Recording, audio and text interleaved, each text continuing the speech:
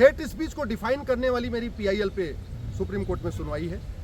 हमारा ये कहना है कि भारत के किसी भी कानून में हेट स्पीच डिफाइन नहीं। ये जो नई भारतीय न्याय संहिता बनी, इसमें भी हेट स्पीच डिफाइन नहीं है। लॉ कमीशन ने एक रिपोर्ट दिया था 2017 में, रिपोर्ट नंबर 267। उसमें लॉ कमीशन ने स्पेशली हेट स्पीच को डिफाइन किया था और ये कहा था कि नए कानून में हेट स्पीच के लिए अलग से एक प्रावधान होना चाहिए, अलग से धारा होनी चाहिए। भारतीय न्याय संहिता बनी, लेकिन उसमें हेट स्पीच के लिए कोई चैप्टर नहीं रखा गया, हेट स्पीच के लिए कोई धारा नहीं जोड़ी गई। नतीजा ये है कि राज्य सरकारें मनमानी तरीके से, हेट स्पीच नहीं होती तो भी उसको हेट स्पीच मान लेते हैं, हेट स्पीच होती है तो भी हेट स्पीच नहीं मानते। कितनी बार ये देखा, कई सारे सांसद, कई सारे मंत्री उल्टी सीधी बात करते रहते हैं, फिर भी उसको हेट स्पीच नहीं माना जाता। भारत में ऐसे ऐसे सांसद भी बने, ऐसे ऐसे विधायक बने जिन्होंने कहा 15 मिनट के लिए पुलिस हटा लो, हिंदुओं को खत्म करूंगा, फिर भी वो बरी हो गए। क्यों? क्योंकि हेट स्पीच डिफाइन ही नहीं।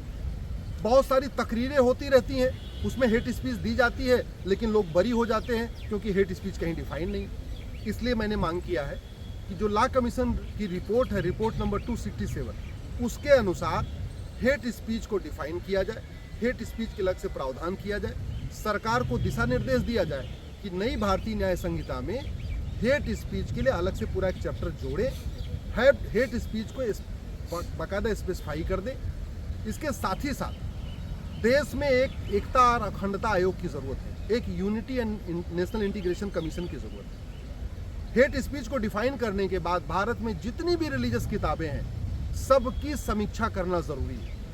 जितनी तकरीरें होती हैं, जितनी भी सार्वजनिक भाषण होते हैं या जो बार बार रिपीट होते हैं, इनकी समीक्षा करना ज़रूरी है। उसमें यह देखना ज़रूरत है कि कहीं किसी किताब में हेट स्पीच तो नहीं है, किसी तकरीर में हेट स्पीच तो नहीं है, किसी भाषण में हेट स्पीच तो नहीं है, किसी जलसे में हेट स्पीच तो नहीं हो रही है। हेट स्पीच डिफाइन होगा तो लोग बोलने से पहले 10 बार सोचेंगे। अभी सबको पता है कि कुछ भी बोल दो, धारा लग भी जाएगी, FIR हो भी जाएगी, जांच हो भी जाएगी, चार्जशीट फाइल हो भी जाएगी, तब भी बाद में बरी हो जाएंगे। और आज तक पिछले 75 साल में बहुत सारे लोग बहुत बड़ी बड़ी बातें, नफरत फैला के चले गए, लेकिन किसी को सज़ा नहीं हुई। जानते हैं क्यों? क्योंकि हेट स्पीच कहीं डिफाइन ही नहीं है, किसी कानून में हेट स्पीच डिफाइन नहीं है। दो ही तरीका है, माननीय सुप्रीम कोर्ट एक हेट स्पीच के ऊपर गाइडलाइन बनाए, और जैसे ट्रिपल तलाक केस में कहा था उन्होंने, 3 तलाक वाले केस में कहा था कि जब तक संसद कानून बनाएगी तब तक के लिए सुप्रीम कोर्ट का आदेश ही अपने आप में कानून का काम करेगी। माननीय सुप्रीम कोर्ट के पास ये शक्ति है संविधान के अंतर्गत कि जब तक हेट स्पीच को भारतीय न्याय संहिता में नहीं जोड़ा जा रहा है, अलग से चैप्टर नहीं जोड़ा जा रहा है, तब तक माननीय सुप्रीम कोर्ट अपनी शक्तियों का उपयोग करके जो लॉ कमीशन की रिपोर्ट है उसको इन्फोर्स कर सकते हैं, या सरकार को कह सकते हैं कि जो लॉ कमीशन की रिपोर्ट है जो 2017 में आई थी, अब तो लगभग 8 साल बीत चुके हैं, वो कब तक लागू होगी, हेट स्पीच को कब डिफाइन किया जाएगा। और इसके साथ ही साथ एक राष्ट्रीय एकता और अखंडता आयोग बनाना ज़रूरी है। सभी रिलीजियस किताबों की समीक्षा करना ज़रूरी है। जिन किताबों से हेट स्पीच फैल रही है, जहाँ जहाँ जिन स्पीचों से हेट स्पीच फैल रही है, उनके खिलाफ कठोर कार्रवाई करना ज़रूरी है। नहीं तो जिस तरीके के हेट स्पीच में कंपटीशन हो रहा है, ये अच्छा नहीं है देश के लिए। जिस तरीके से एक पक्ष पहले थोड़ा सा हेट स्पीच देता है, दूसरा पक्ष थोड़ा और आगे बढ़ता है, तीसरा पक्ष और आगे बढ़ता है, और कई बार तो ऐसा देखा गया है कि हेट स्पीच के कारण दंगे हो जाते हैं। हेट स्पीच और र्यूमर मॉन्गरिंग, ये जो अफवाह फैलाई जाती है, झूठी अफवाह फैलाई जाती है, उसके लिए भी मैंने मांग किया है कि भारतीय न्याय संहिता में एक चैप्टर होना चाहिए।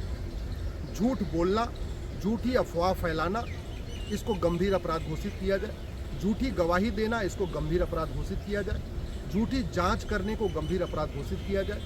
झूठा हलफनामा दाखिल करने को गंभीर अपराध घोषित किया जाए। और जो आजकल की डेट में आप देख रहे हैं कि बहुत सारे पाकिस्तानी भारत में पकड़े जा रहे हैं, उनके पास आधार भी मिल रहा है, उनके पास राशन कार्ड भी मिल रहा है, उनके पास ड्राइविंग लाइसेंस भी मिल रहा है, उनके पास वोटर ID भी मिल रहा है, उनके पास बर्थ सर्टिफिकेट भी मिल रहा है, सारे डॉक्यूमेंट बन रहे हैं। और वो इसलिए बन रहा है क्योंकि हमारे भारत के कानून में चीटिंग, फ्रॉड, फोर्जरी कोई सीरियस क्राइम नहीं है।